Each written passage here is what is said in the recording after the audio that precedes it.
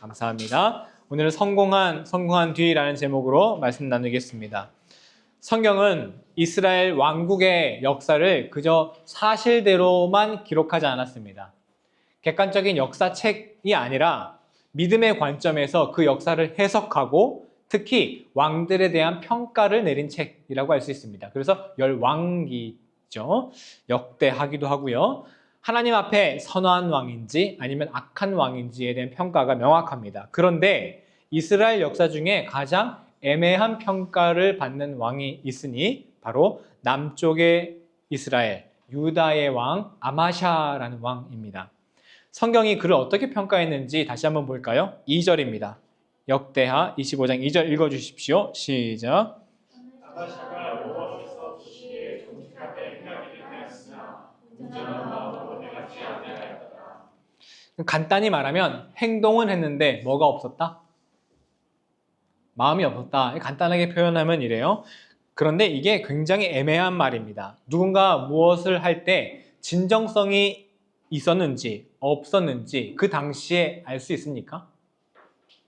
특히 여러분이 예배 시간에 오늘 특별 찬양을 했다고 칩시다. 여러분이 이제 자원하셔서 특별 찬양을 했어요. 그런데 누가 너 오늘 진심으로 찬양하지 않았어? 라고 평가할 수 있겠습니까? 나 자신도 내가 지금 진정한 마음으로 찬양하고 있는지 모를 때 많잖아요. 혹시 내가 진정한 마음이 없으면 어떡하지? 모르잖아요. 그래서 스스로를 계속 주의하고 돌아보지 않습니까? 그런데 남이 그걸 어떻게 판단해요? 믿음이 부족해. 100% 예수님을 신뢰하지 않았기 때문이야. 이건 무당이에요. 정성이 부족해. 똑같은 말이라고요. 사이비들이 이런 마음을 가지고 장난질을 하는 거예요. 너는 마음이 부족하다. 정성이 부족하다. 그리고 여러분 언제나 100%라는 건 없어요. 여러분 아무리 나쁜 사람이더라도 아무리 믿음이 좀 자만하고 뭐 딴 생각 많이 하는 사람이다 하더라도 단 1%라도 하나님을 특별 찬양할 때 특별한 그 하나님을 향한 마음이 없겠습니까? 20%, 30%, 70% 있을 수 있겠죠. 그러면 20%만 하나님께 대한 진심을 가진 사람에게 너 마음이 없었어 라고 말할 수 있겠습니까? 마음이 없다라는 말이 굉장히 애매한 평가라는 거죠.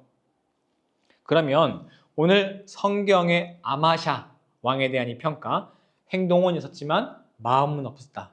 이걸 우리가 굉장히 의미심장하게 받아들이자고요. 도대체 성경이 어떤 의미에서 마음이 없다라는 표현을 썼을까? 오늘 우리가 탐구할 성경의 주제입니다. 아마샤 왕은 그 시작이 매우 좋았습니다. 사실 그는 불행한 과거가 있었어요. 아버지도 왕이었는데 아마샤의 왕, 아버지도 왕이었는데 요아스라는 왕이요. 그런데 그가 신하들에게 암살을 당합니다. 어린 나이에 아버지가 신하들에게 암살을 당한 거죠. 그래서 왕이 된 거예요. 그러니 그 사실이 그 시작이 굉장히 불안하기도 했었을 거고 어긋나기도 쉬웠을 거예요. 왜냐하면 우리가 신하에게 암살당한 그 아버지 왕을 가진 사람이 어떻게 그 뒤에 안 좋은 일을 벌이는지 잘 알고 있잖아요. 우리나라 역사에도 많이 있고요. 그런데 아마샤는 하나님 보시기에 매우 정직하게 행합니다. 매우요. 아버지 왕, 부왕을 죽인 신하들을 처형하는데 그 신하들만 처형해요. 이게 뭐 당연한 얘기인가 싶겠지만 당시에는 매우 이례적인 일이었습니다. 왜요? 과거에는 동서고금을 막론하고 반란에 대해서는, 반역에 대해서는 아무런 죄와 관련 없지만 가족은 뭐 물론이고 친척 모조리 다 죄를 묻지 않았습니까? 그래서 어떤 말이 있습니까? 삼족을 멸한다 라는 말 보통 우리가 쓰잖아요. 당시에는 보안이나 정보 이런 게 확실하지 않았기 때문에 조금이라도 어떤 반역의 요소는 뿌리를 자르는 게 관습이었습니다. 이거를 뭐 비인격적이다 이렇게 평가할 수 있는 영역이 아닌 거예요. 우리와 오늘날 사고방식이 다른 거예요. 그러니까 무슨 말이냐면 아마샤가 관련된 가족들을 모조리 처형했다 하더라도 전혀 이상할 게 없었다는 거죠. 비난받을 문제가 아니라는 거예요. 그런데 아마샤 왕은 이런 관례를 깨고 모든 가족을 다 살려줍니다. 이건 당시의 사람들이 보기에는 잘한 일이라기보다는 오히려 멍청한 일이에요. 반란의 씨를 남겨둔 일이니까요. 아마샤 왕 측의 신하들이 얼마나 반대했겠습니까? 그럼에도 아마샤는 정직한 선택을 했습니다. 왜 그랬을까요? 조금 길지만 3절, 4절 우리 함께 읽어보겠습니다. 3절과 4절 시작. 그의 나라가 굳게 섬에 그의 부왕을 죽인 신하들을 죽였으나 그들의 자녀들은 죽이지 아니하였으니 이는 모세의 율법책에 기록된 대로 함이라. 여기까지만. 모세의 율법책에 기록됐기 때문에 너무 멋진 말이죠. 다른 이유가 없어요. 하나님이 말씀하셨으니까. 신명기 24장 16절에 바로 이 율법이 나오거든요. 그 사람에게만 죄를 물어라. 그럼 우리도 이런 평가 한번 들었으면 좋겠어요. 아니면 이런 말 인생 살면서 한번 했으면 좋겠어요. 모르겠고 하나님이 말씀하셨으니까. 이게 이익이 되고 이게 손해가 되고 이게 무슨 내가 원망을 들을지 모르겠지만 하나님이 말씀하셨으니까. 이런 평가. 아마샤가 이런 평가를 들은 겁니다. 이렇게 아마샤가 하나님의 말씀을 따르니까 그 나라가 점점 견고하게 섰습니다. 이렇게 나라의 내부가 바로 서니 나라의 밖의 일도 점점 성공하기 시작했어요. 남유다의 북동쪽에는 에돔이라는 족속이 있었는데요. 오늘날 요르단에 있는 지역으로서 성경에 이제 팥죽으로 유명한 에서의 후손이라고 알려져 있습니다. 성경에서요.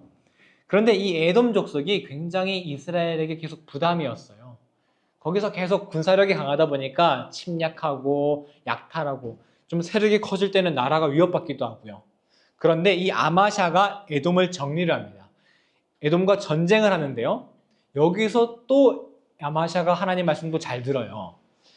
아마샤가 아주 능력이 좋은 왕이었나 봐요. 그래서 에돔과의 전쟁을 준비하면서 북이스라엘에서 용병을 삽니다.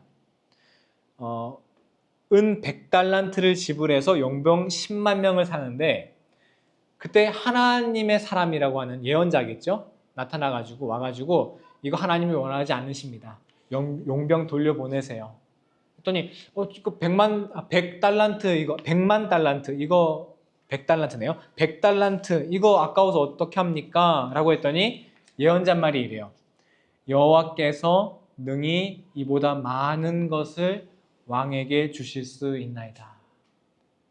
이 말도 여러분 언제나 가슴에 품고 살았으면 좋겠습니다.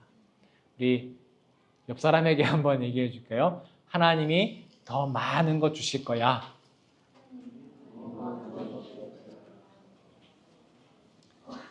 하나님 말씀을 지켰을 때 포기해야 하는 것들. 아마차는 100달란트 포기했죠. 하나님이 더 많이 주실 거야. 하나님이 더 많은 것을 주실 것입니다.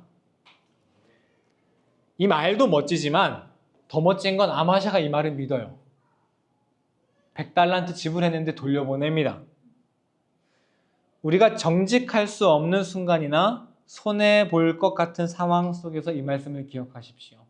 여호와께서 더 많은 것을 주실 것입니다. 역대하 25장 9절의 말씀이니까요. 여러분 이거 한 주 동안 꼭 기억하시면 좋겠습니다. 아마샤는 하나님의 말씀을 따라 용병을 돌려보냈고 그런데도 그 전쟁에서 에돔과의 전쟁에서 승리를 합니다. 대승을 할 뿐만 아니라 세일 땅이라는 지역을 손에 넣어요.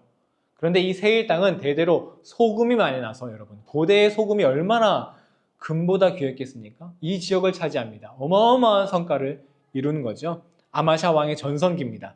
내부로는 나라가 견고하고 외부로는 위협이 되는 이민족을 정리했을 뿐만 아니라 진짜 금싸라기 땅을 얻었어요.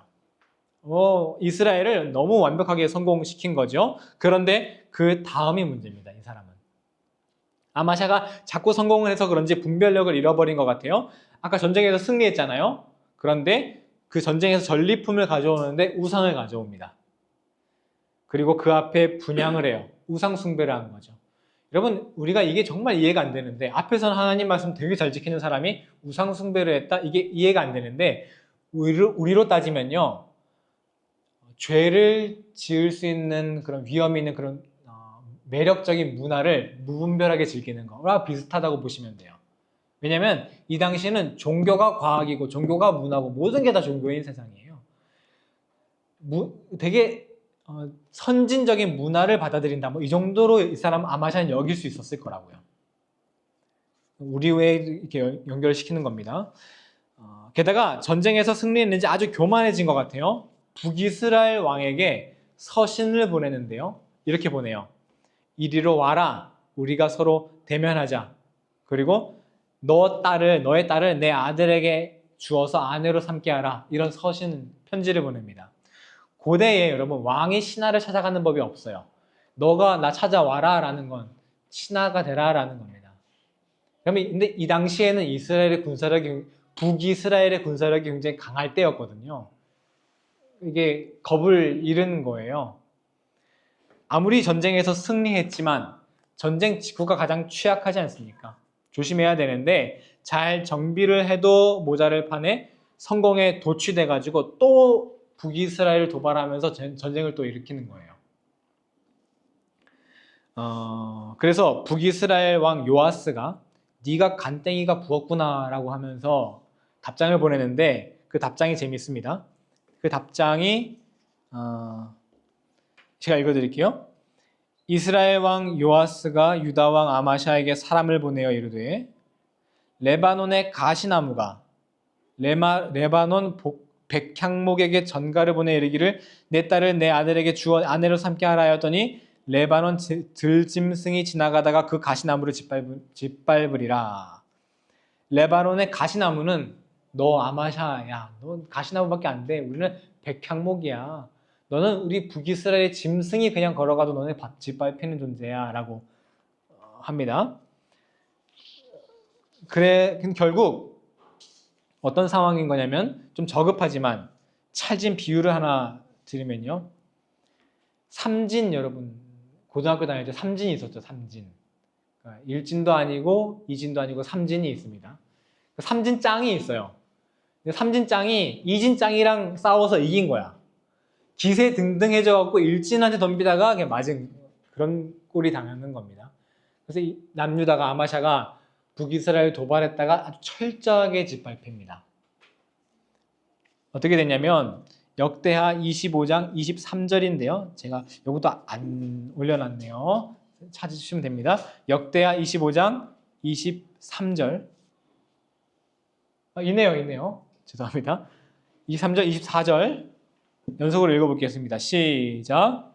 이스라엘 왕 요아스가 SNS에서 요아스의 손자 요아스의 아들 유다와 아마샤를 찾아잡고 예루살렘에 이르러 예루살렘 성벽을 아무딘까지 400규빗을 하고 또 하나님의 기원하면서 오베데돔이 지지를 누르고 왕의 재물을 빼앗고 또 사람을 율로로 찾아가지고 사마리아로 돌아갔더라. 아주 탈탈 털리는 거예요.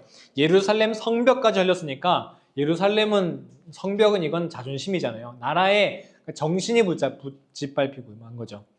요약하자면요. 아마샤는 그 시작이 너무 좋았어요. 어쩜 이렇게 정직할 수 있을까? 아버지가 암살을 당해 어린 나이에 왕이 됐음에도 불구하고 그 불행한 배경을 딛고 너무너무 잘 성장했고 역사의 기록이 남길 만한 위대한 업적을 세웁니다. 그런데 그 성공 이후에 무너지고 말았습니다. 우상 숭배했고 성공 이후에 교만해졌고 성공 이후에 하나님의 말씀을 듣지 않았어요. 우리가 하나 건너뛴 게 있는데요. 아마샤가 우상을 가져올 때요. 에돔과 전쟁에서 우상을 가져올 때 이미 예언자가 한번 경고를 합니다. 이러시면 안 됩니다. 왜 우상에게 구합니까? 그러자 아마샤가 하는 말이 이래요. 내가 언제 너한테 조언하라고 한 적 있느냐? 너 맞아 죽기 싫으면 입 다물어. 실제로 이렇게 나와 있습니다. 아니 이전에는 이 예언자가 하나님 말씀입니다라고 하니까 들었잖아요. 아니 앞에 거를 안 듣더라도 뒤에 건 들어야 돼요. 그렇죠? 앞에 100달란트나 줬는데 용병 좀 드리고 싸울 수도 있지. 앞에 거는 안 듣더라도 뒤에 거 우상 숭배하는 건 이건 들어야죠. 도대체 뭐가 바뀐 걸까요? 바뀐 건 아무것도 없어요. 단 하나, 아마샤가 성공한 후라는 겁니다. 그렇게 추락한 아마샤는 어떻게 되냐? 북이스라엘의 통제를 받는 허수아비 왕 신세로 몇 년을 보내다가 반란이 일어나서 내부에서 반란이 일어나서 결국 도망가다가 거기서 죽습니다. 여기서 우리가 중요한 진리를 깨닫습니다. 성공이 끝이 아니라는 겁니다. 더 중요한 건 성공 그 다음이라는 것이죠. 요즘 너무나 물질 만능주의 시대에 살다 보니 성공이라는 단어가 좀 변질돼서 뭐 이렇게 돈 펑펑 쓸 수 있는 정도가 되는 인생이 이꼬르 성공이 돼버린 것 같은데, 우리는 뭐 성공이라고 하면 여러 가지 크고 작은 성공을 우리가 인생에서 많이 맛보지 않습니까? 그런데 우리가 뭘 하든지 문제가 항상 그 성공까지만 생각한다는 거예요. 성공보다 더 중요한 건 성공 그 이후의 삶인데 말이죠. 왜 성공합니까? 그 순간 즐기려고? 그런 것도 있겠지만 더 중요한 건요, 성공을 함으로써 얻어지는 변화되는 이후의 내 삶을 위해 성공하는 거잖아요. 그런데 우리는 성공만 생각하고 그 이후에는, 그 성공한 이후에 어떻게 살지는 생각하지 않는다는 거죠. 아마샤가 왜 처음에 이렇게 정직했을까?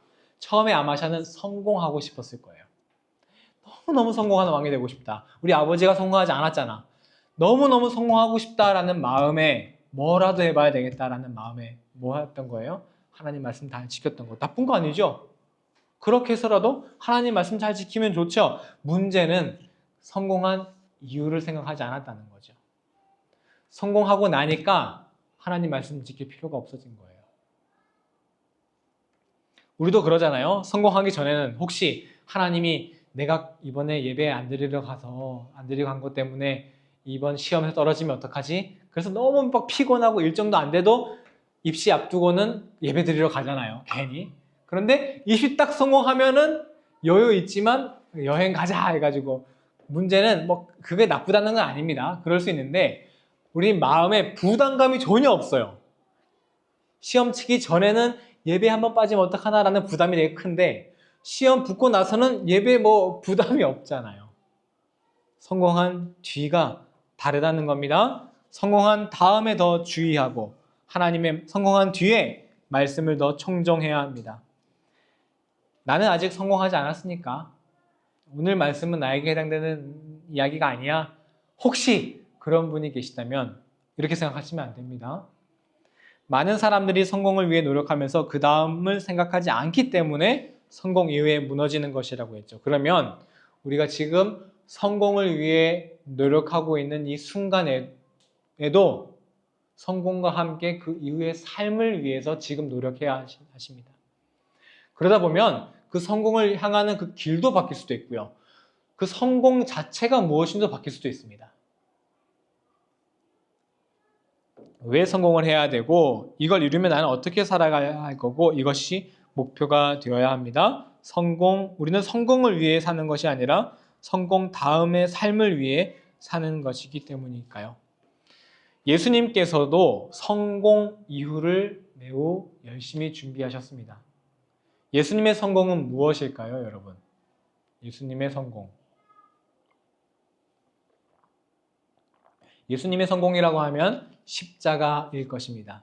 예수님은 내가 인류의 죄를 구원해야 되겠다라는 목표를 갖고 계셨고 십자가에서 그것을 이루셨죠. 어떻게 할 수 있습니까? 요한복음에서 예수님이 숨 거두기 직전에 하신 말씀 기억하십니까? 다 이루었다. 성공하셨다는 거죠. 십자가로 우리의 죄가 사해지고 세상의 구원이 성취됐어요. 그런데 예수님께서는 부활하신 다음 하늘로 바로 가지 않으셨어요. 땅에서 머무시는데 얼마나 많이 머무십니까? 오랫동안 40일을 머무십니다. 40일을 머무시면서 제자들에게 부활한 당신을 보이시고 당부하시고 가르치세요. 성공한 다음에 제자들이 어떻게 살아가야 될지를 계속 준비하시는 거예요. 성공한 다음에 십자가 이후로 어떻게 그 십자가가 전파될지 계속 준비하신 거죠. 하늘로 올라가실 때도 그냥 올라가시지 않죠. 뭘 약속하십니까? 내가 성령을 보낼 거야. 계속해서 성공 이후를 준비하신 예수님을 볼 수 있습니다. 여러분, 성공 이후를 준비하신 여러분 되시기 바랍니다. 성공 이후의 삶이 얼마나 가치 있어야 하는지를 염두하시는 여러분 되시기 바랍니다. 인생에 한번 얻을까 말까 한 그 큰 성공만을 우리가 말하는 게 아니에요. 내가 살아가는 과정의 중간에 성취도 하고 단계의 성취도 하고 1차 합격하고 2차 이런 식으로요. 그 크고 작은 모든 성공, 그 모든 것이 다 그 다음이 중요합니다. 마지막으로 오늘 말씀을 시작하면서 던졌던 질문에 대해 답해 봅시다. 행동은 정직했는데 마음은 없었다. 이 아마샤를 두고 한 평가예요. 무슨 의미였을까요? 시간이 이렇게 지나서 이 사람 삶을 보니까 그때 처음에 했던 행동이 진심이 아니었구나. 뭘 보고요? 성공 이후의 삶을 보고요. 성공하기까지 행동은 정말 아주 정직했는데 성공한 이후의 삶을 보니까 이 사람 그때 그 했던 행동이 성공을 위해서 했던 거지 진심이 아니었구나. 여러분, 지금 여러분이 하나님을 향한 마음이 진심인지 혹시 알고 싶으세요? 여러분이 혹시 찬양하실 때 내가 지금 진심으로 찬양했나? 알고 싶으신가요? 내가 예배도 나오고 나름 성경도 읽고 하는데 나의 신앙이 지금 참된 신앙인가? 이거 확인하고 싶으신가요? 굳이 누가 알려주지 않아도 나중에 저절로 알게 될 겁니다. 이후에 우리의 삶으로 말이죠. 특히 성공한 이후에 여러분의 삶이 지금 여러분의 예배에 대한 마음이 진심이었는지 아니었는지를 알려줄 겁니다. 진정성은 삶으로 증명하는 것입니다. 혹시 최근에 크고 작은 성취를 이룬 분이 계시나요? 지금이 기회예요. 지금이 내가 이 성취를 이루기 전에 했던 하나님께 대한 그 찬양, 약속, 기도가 진심이었다는 것을 증명할 수 있는 기회예요. 지금이. 혹시 또 다른 성공을 위해 열심히 뛰고 계신 분 계십니까? 그러면 그 성공만 생각하시면 안 되고 성공으로 이루어질 다음의 삶에 대해서 생각하십시오. 그래야 성공한 이후에 하나님과의 관계가 깨지지 않습니다. 어쩌면 하나님께서는요, 여러분에게 성공을 주시기 위해서 그 때를 기다리고 계실지도 몰라요. 이 친구가 성공 이후의 삶을 준비할 때까지를. 준비가 되면 그때 성공을 주시지 않을까요? 성공 이유를 생각하면 오늘 하루를 살아가는 삶의 자세가 달라지고 평소에 우리가 기도하는 내용도 달라질 것입니다. 기억하십시오. 성공이 끝이 아니라 성공한 다음이 더 중요하다는 것을. 우리 시간 함께 성찬식의 시간을 갖겠습니다.